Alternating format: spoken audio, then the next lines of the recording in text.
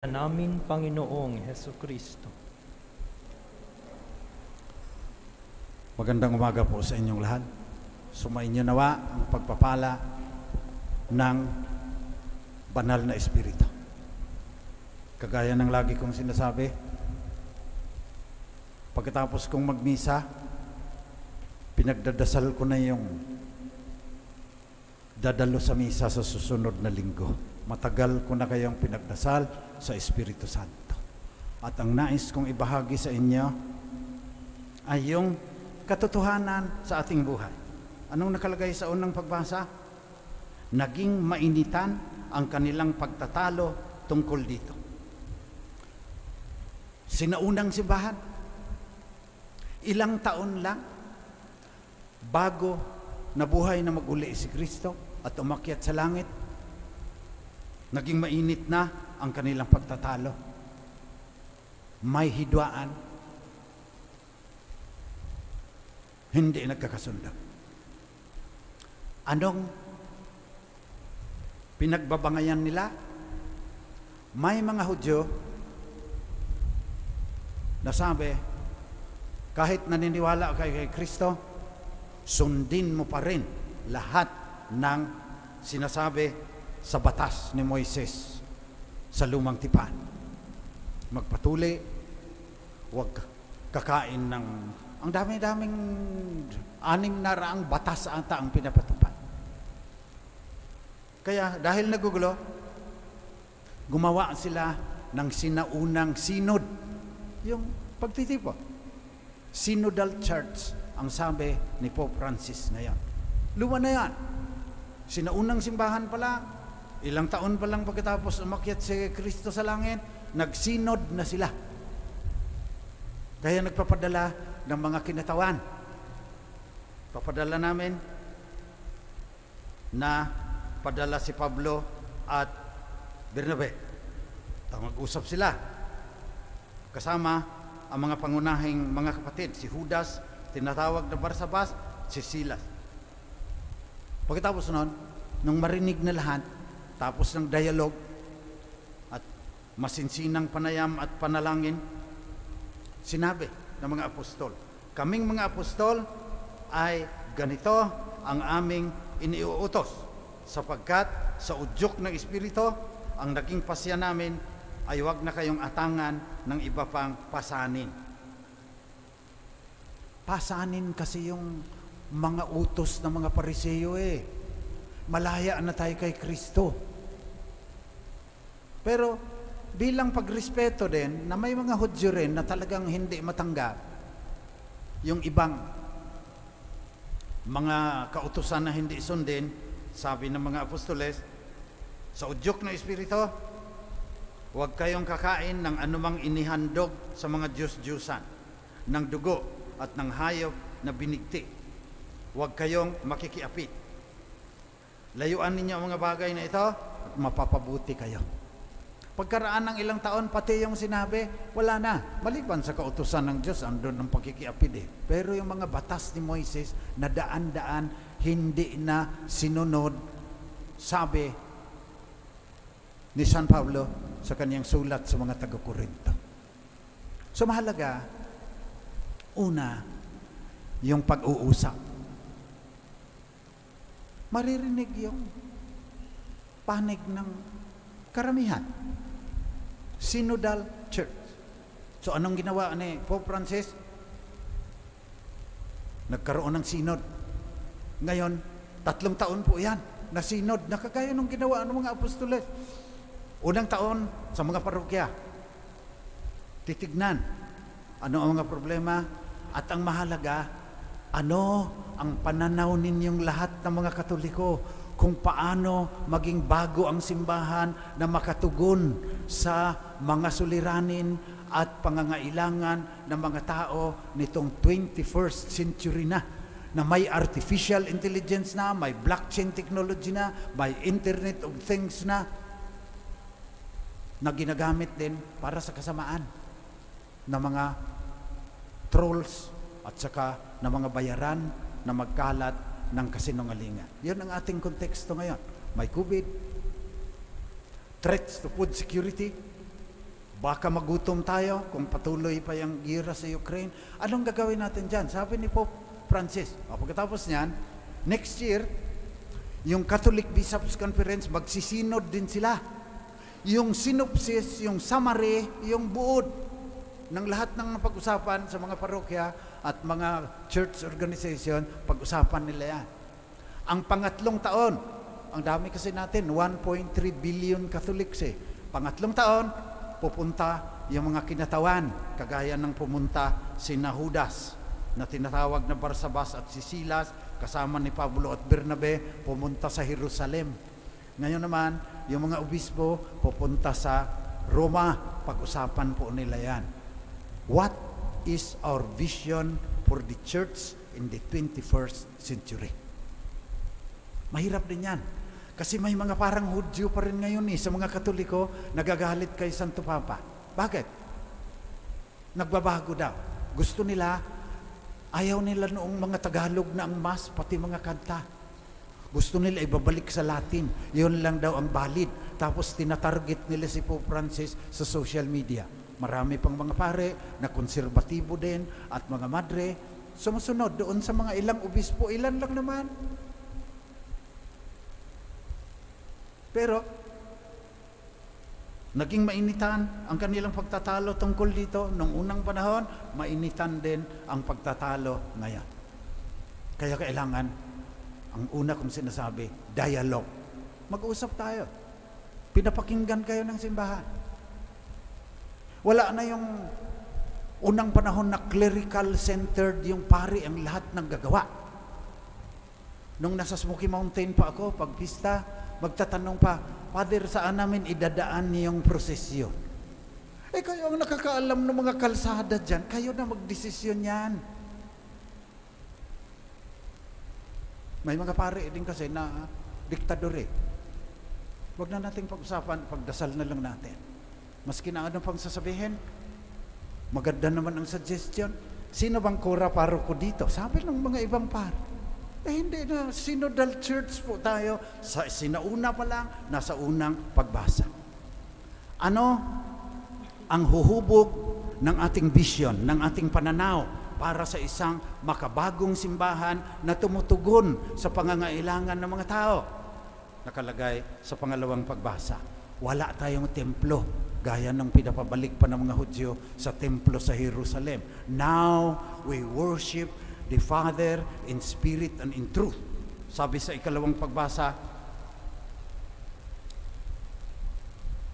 napansin ko na walang templo sa lungsod, yung bagong Jerusalem. Sapagkat ang Panginoong Diyos na makapangyarihan sa lahat at ang Kordero ang pinakatemplo roon. So pati Roma, ano lang yan, dahil may mga katawan kasi tayo, kailangan magtipon-tipon, pero wala nang special na templo na kagaya ng templo ng mga Hudyo noon sa Jerusalem. Espiritu Santo ang nagbubuklod sa atin sa bawat isa. Yan ding sinabi sa unang pagbasa. At kinatigan ng mabuting balita. Ang patnubay, ang Espiritu Santo na susuguin ng Ama sa pangalan ko, ang siyang magtuturo sa inyo ng lahat ng bagay.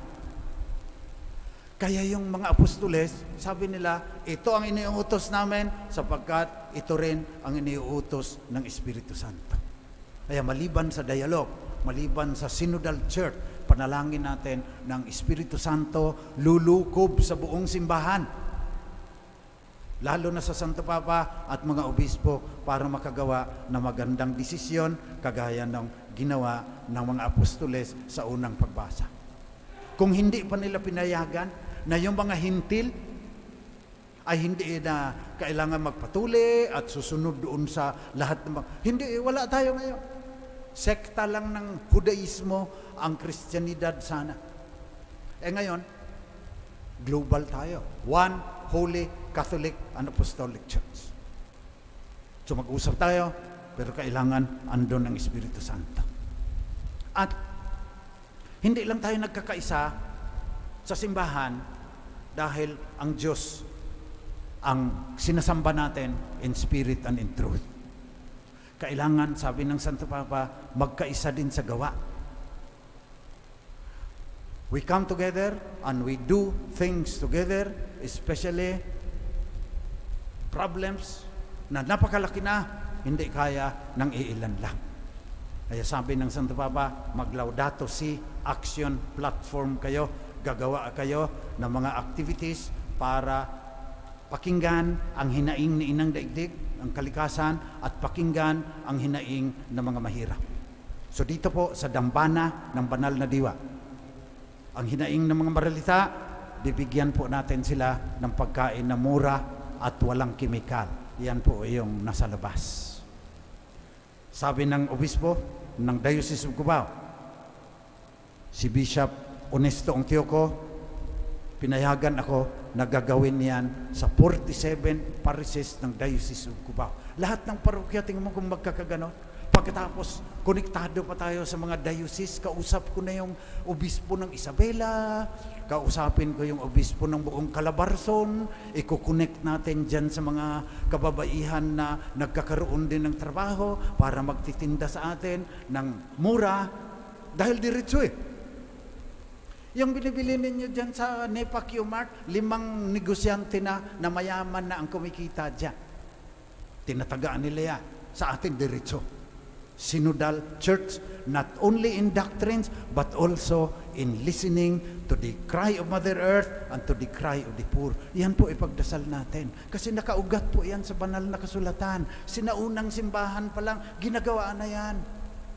Pagkatapos pagdasal niya rin, na maliban sa magkakaisa tayo, sabi ng Santo Papa, para labanan yung pangamba, yung threats to our food security, ang sabi niya.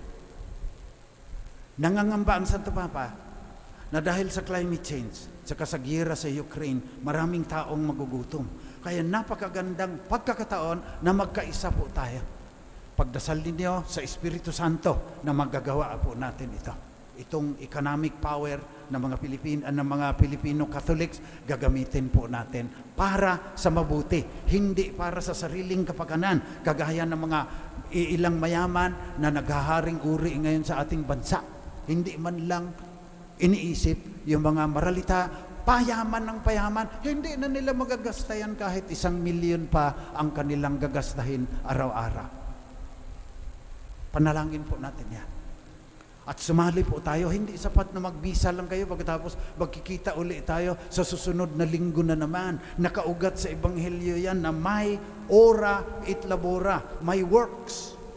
Susuriin ninyo yung inyong mga budhi kung ano ba talaga ang sinasabi sa inyo ng Espiritu Santo na gagawin natin sa panahong ito, na ang daming panganib na nakaamba sa sangkatauhan. So ipanalangin niyo rin na darating na yung teknolohiya natin para mas maganda, mas efficient ang pagdala ng mga pagkain mula sa Batangas at Nueva Ecija dyan sa atin at sa iba pang parokya ng Diocese of Cubao. Kinausap ko na rin po, nag-usap lahat yung mga kaparian sa Diocese of Novaliches, pumayag na rin po yan. Hindi ko lang kaya magdasal din kayo na maraming tutulong sa akin. Ang tanda-tanda ko na, dapat nasa retirement home na ako. Pinipilit ko na lang yung sarili ko dahil kailangan pong gawin ito. Diocese of Antipolo, pumayag na rin po yan. Biro mo na pagkaganda niyan, yung buong Central Luzon, lahat ng mga Katoliko nakaugat sa diocese at mga parokya, tinutulungan ng teknolohiya, nakakapagbigay ng trabaho sa marami at nakakatugon sa pangangailangan ng malinis, malusog, healthy food, walang pesticides, walang chemical, namura pa dahil diretso, wala nang kumikitang mga negosyanteng mga gahaman. Yun ang pagdasal po natin ngayon. Pagdasal natin na magkaisa tayo sa Espiritu Santo. Pagdasal natin na yung Laudato Si Action Platform, magbibilangan po tayo. Ilang magsasaka ang natutulungan nitong programang ito. Ilang mga maralita, lalo na yung mga senior citizens, gusto naming hatdan po sila ng pagkain. Yung mga single parents na hindi nakakalabas, yung mga PWD na nahihirapang mamalingke. Palalawakin pa natin ang abot ng kanilang budget.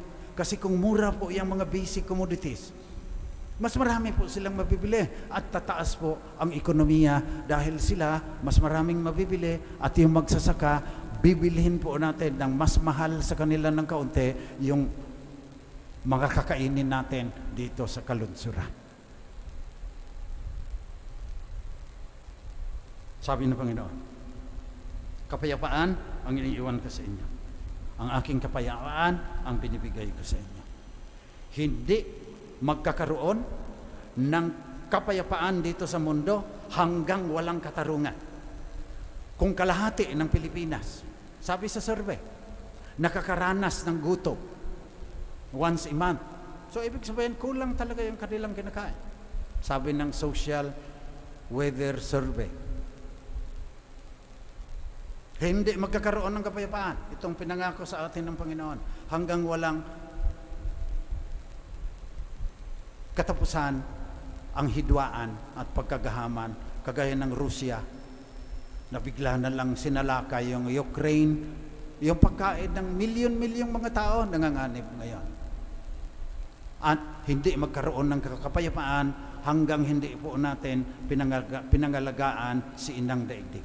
Peace, justice, integrity of creation, kailangan pangalagaan po natin yan para itong kapayapaan na pinangako ni Jesus sa pamamagitan ng kanyang Espiritu ay ating matamasa at yung shalom ng kaharian ng Diyos ay ating mararanasan dito pa man sa daigdig na ito.